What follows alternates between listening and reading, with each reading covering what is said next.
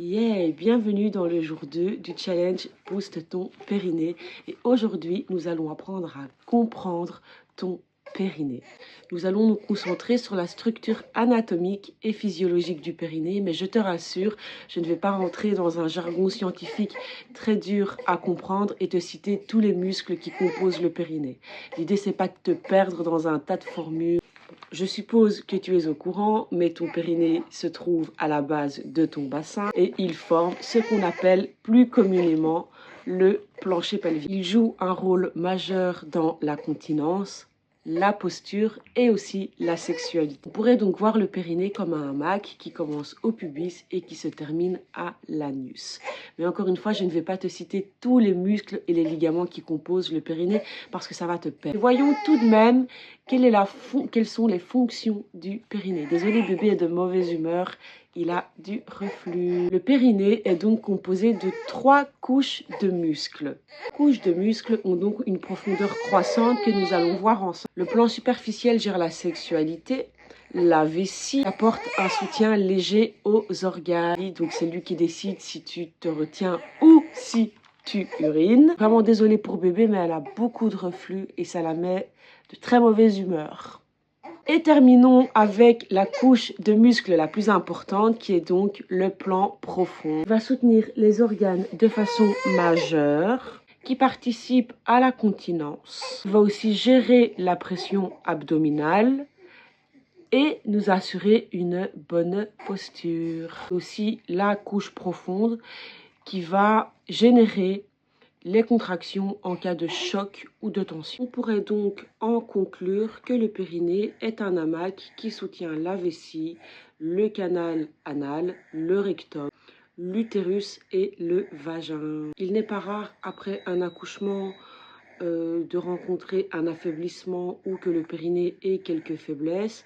Évidemment, ça va créer des incontinences, un prolapsus, ça peut aller jusqu'à la descente d'organes, des douleurs pelviennes et bien entendu une diminution des sensations sexuelles. Maintenant, nous allons passer à la physiologie du périnée qui est tout aussi intéressante. Alors, nous avions vu hier que le périnée se contracte à l'expiration et qu'il se relâche à l'inspiration. On va donc ajouter comme information que le périnée s'ajuste en permanence à la pression abdominale. Il faut savoir que le périnée travaille en synergie avec le diaphragme thoracique, le transverse qui est le muscle le plus profond de la sangle abdominale, les multifides lombaires. Et moi, je suis déconcentrée par un petit bébé qui me tire les cheveux. Je demande certainement en quoi la respiration et le périnée sont liés et nous allons voir ça plus en détail tout de suite. Donc nous savons que à l'inspiration, le périnée se relâche, le diaphragme descend et le périnée s'allonge. Tandis qu'à l'expiration, le diaphragme remonte et le périnée, en se contractant, remonte. Lui, cette synergie entre respiration et périnée est fondamentale lors de la rééducation du périnée postpartum pour éviter les hyperpressions et la descente d'organes. Aussi, lorsque l'on fait du sport. Je répète, mais le périnée joue un rôle dans la sexualité.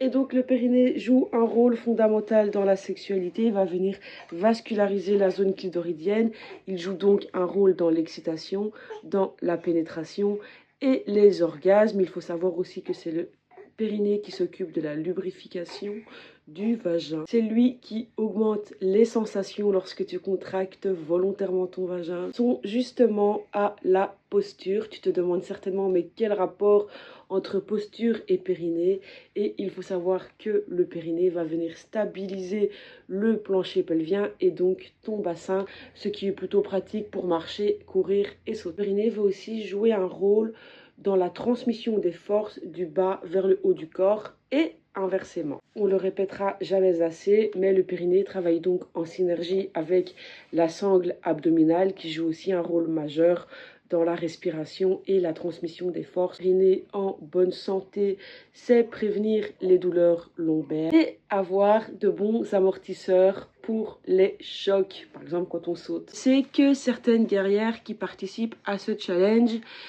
sont atteints d'une vessie hyperactive et donc je ne me vois pas ne pas en parler un tout petit peu. Il peut y avoir plusieurs scénarios lorsque l'on parle de vessie hyperactive. Le premier scénario, ça va être que le périnée est trop faible et donc une vessie qui reçoit beaucoup trop de pression. Ce que le cerveau interprète comme des signaux de « tu dois absolument faire pipi ». Deuxième scénario très courant, ça va être un périnée hypertonique, ce qui veut dire que tu contractes en permanence ton périnée. Les muscles du périnée sont sans cesse crispés. Souvent, les causes sont méconnues, parce que c'est un scénario très courant. Lorsque le périnée est crispé en permanence, il envoie beaucoup de pression sur l'urètre, ce qui signifie que la vessie travaille beaucoup plus et envoie des signaux de tension nerveuse au cerveau qui, encore une fois, les interprète comme le signal que tu dois uriner. En général, ça va se traduire par une envie d'uriner très fréquente avec une sensation d'urgence phénoménale. Une difficulté à se retenir et bien entendu, une fois que tu vas aller aux toilettes, il va y avoir un jet très faible, voire même tu vas uriner 2-3 petites gouttes alors que tu avais l'impression qu'il y avait 3 litres dans ta vessie, ce qui peut bien entendu causer des douleurs et un inconfort certain. Le troisième scénario, qui est moins courant, c'est simplement une mauvaise synergie entre les abdominaux et le périnée. Et qu'est-ce que j'entends par là? Que tu as tendance à te retenir d'aller aux toilettes pendant longtemps, ou que tu as aussi tendance à bloquer ta respiration, ou tout simplement que tu souffres, parce que c'est le mot, de stress chronique. Alors pendant ce challenge, je ne te promets pas de guérir une vessie hyperactive, mais il est certain qu'en étant régulière dans la pratique des exercices, tu peux diminuer certains symptômes qui sont désagréables. Grâce au challenge Boost Périnée, nous allons bien entendu rééquilibrer le tonus, donner à son périnée la mobilité qu'il mérite et qu'il a de base, et évidemment relancer la synergie entre les abdominaux et le périnée. Elle en a des choses à dire, cette petite. Le challenge a pour but aussi de diminuer les hyperpressions abdominales qui peuvent créer inconfort et douleur au niveau du périnée, permettre d'avoir des pistes pour arrêter la poussée involontaire. À présent, nous allons voir les erreurs les plus courantes à propos et autour du périnée.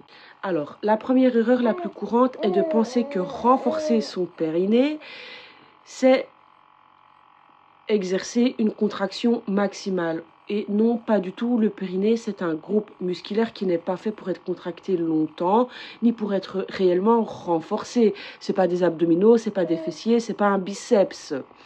L'idée, c'est plutôt d'apporter au périnée toute la mobilité et la coordination dont il a besoin pour bien faire son boulot et éviter les désagréments comme les fuites urinaires, par exemple. Une grave erreur aussi, c'est de ne pas faire de check-up de base et donc de ne pas savoir si tu as du mal à contracter ou si, justement, au contraire, tu as du mal à relâcher. Parce que venir renforcer un périnée hypertonique, ça n'a pas beaucoup de sens. J'espère que tu le comprends. La troisième erreur, ça va être de sous-estimer le relâchement du périnée. D'ailleurs, on en entend très peu parler. On entend souvent qu'il faut renforcer le périnée, mais on entend très peu parler de relâchement du périnée. C'est une compétence musculaire active. Je parle bien sûr de compétence là. Il est évident qu'un périnée qui est capable de se relâcher totalement causera beaucoup moins d'inconfort et de douleur. Il ne souffrira pas d'hyperpression, par exemple vessie hyperactive, ni bien entendu de fuite. Et bien entendu, ça facilite les rapports sexuels. Parce qu'un périnée qui est tout le temps sous tension, c'est pas agréable. Donc les rapports sexuels ne le sont pas non plus. Et c'est tout à fait normal. Quatrième erreur, ça va être de bloquer la respiration. C'est une erreur destructrice, comme le disait Mini Warrior à l'instant. Il faut savoir que être en apnée augmente la pression abdominale, ce qui va bien sûr augmenter la pression sur le périnée. Bloquer la respiration peut engendrer une descente d'organes, des fuites urinaires, et même des douleurs lombaires. 5e erreur, ça va être de penser que tu contractes le périnée alors que tu es occupé de contracter ta sangle abdominale ou tes fessiers, voire même les deux. Et ça, tu vas pouvoir le remarquer en te concentrant davantage sur les sensations et en posant tes mains sur ton ventre. Si ton ventre rentre très très fort, c'est que tu contractes les abdominaux et ça va être pareil pour les fessiers. Si bien entendu, contracter les jambes et remonter les épaules. Et ça non plus, c'est pas bon, c'est une compensation. Et ce n'est pas ce qu'on recherche. Alors, 6e erreur. Il arrive très très souvent que les femmes poussent vers le bas en pensant contracter le périnée. Et c'est justement cette poussée vers le bas qui crée bien entendu une pression et qui va venir accentuer les fuites urinaires et fécales. Lorsque l'on contracte le périnée remonte. On peut sentir une petite aspiration dans le bassin vers le haut. Vers le haut, l'aspiration, pas vers le bas. 7e petite erreur, ça va être de vouloir des résultats trop vite, style en 3 jours, alors qu'on récupère un tonus au niveau du périnée en plusieurs semaines. La coordination et la mobilité, ça peut aller voire même sur plusieurs mois. Donc ce n'est pas un sprint, c'est plutôt une course de fond. Et bien entendu, pour garder la tonicité au niveau du périnée, il va falloir faire les exercices de manière plutôt quotidienne, mais c'est justement ce qu'on va apprendre au cours de ce challenge, c'est à intégrer les exercices de périnée dans le quotidien pour ne pas devoir à chaque fois dégager du temps pour renforcer son périnée. Il ne faut pas négliger l'hydratation. C'est important de bien s'hydrater et de bien vider sa vessie, mais il ne faut pas non plus être dans l'exagération. Et on n'oubliera pas le rôle de la posture, le fait de se tenir voûté. C'est pas top, ça exerce encore une fois une pression au niveau du périnée. À présent, nous allons passer à la pratique. Installe-toi confortablement, dos droit et détendu, les pieds à plat sur le sol. Si tu es assise, place les mains sur tes cuisses, sinon pose-les sur ton bas-ventre. Relâche la mâchoire et les épaules. Tu peux fermer les yeux si tu as envie. Tu n'as rien à réussir ici. Tu es là juste pour ressentir. À chaque expiration, laisse ton bassin devenir un peu plus lourd. Ne cherche pas à contracter ton périnée. Laisse-le simplement exister. Sens les 2 os sous tes fesses. Imagine un petit espace entre eux. Un hamac profond. Tu n'as pas besoin de bouger, juste de sentir où se trouve cette zone intime, douce et souvent oubliée. Inspire et imagine que ton souffle descend jusque dans ton bassin, comme si tu créais un espace intérieur.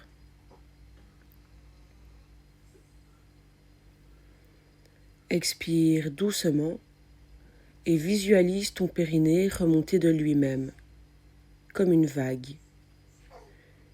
Inutile de contracter. Observe simplement ce qu'il se passe lorsque tu respires.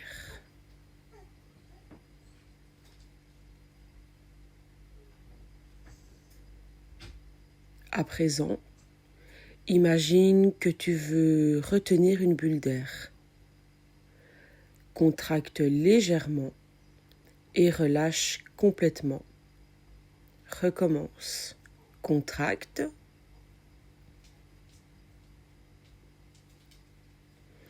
Et relâche.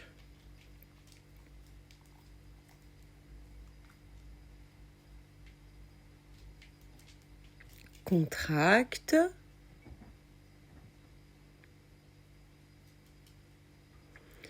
Et relâche.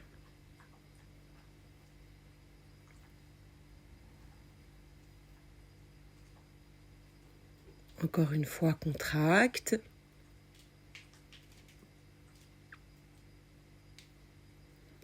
Et relâche.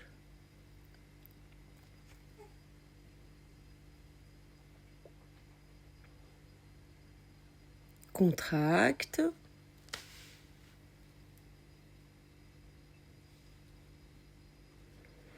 Et relâche.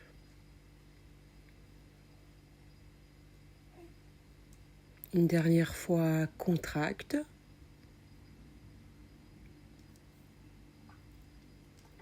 Et relâche.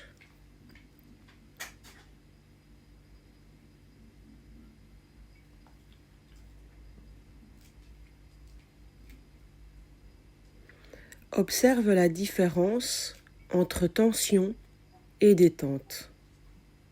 C'est ça, la vraie connexion périnéale. Ne contracte pas tes fessiers, ne rentre pas le ventre et ne bloque pas ta respiration.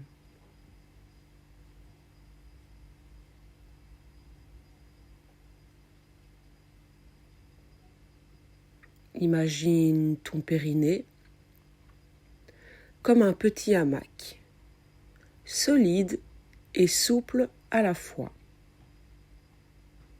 Il te porte, il te soutient. À chaque expiration, il se renforce doucement. À chaque inspiration, il se détend et se relâche complètement. Ce n'est pas grave si tu n'as pas de sensation. Le lien se construit un jour après l'autre. Prends une dernière grande inspiration. Ouvre délicatement les yeux. Tu viens de créer ta première vraie connexion avec ton périnée. Ce petit rituel simple transforme ta connexion corporelle dès maintenant. Je suis très contente d'avoir partagé ce moment avec toi et Mini Warrior. Je suis désolée si jamais le fait que bébé pleure et gazouille beaucoup te dérange, mais malheureusement, c'est la vie que je mène et je ne demanderai pas à mon bébé de se taire. Et donc voilà, je vous dis à demain!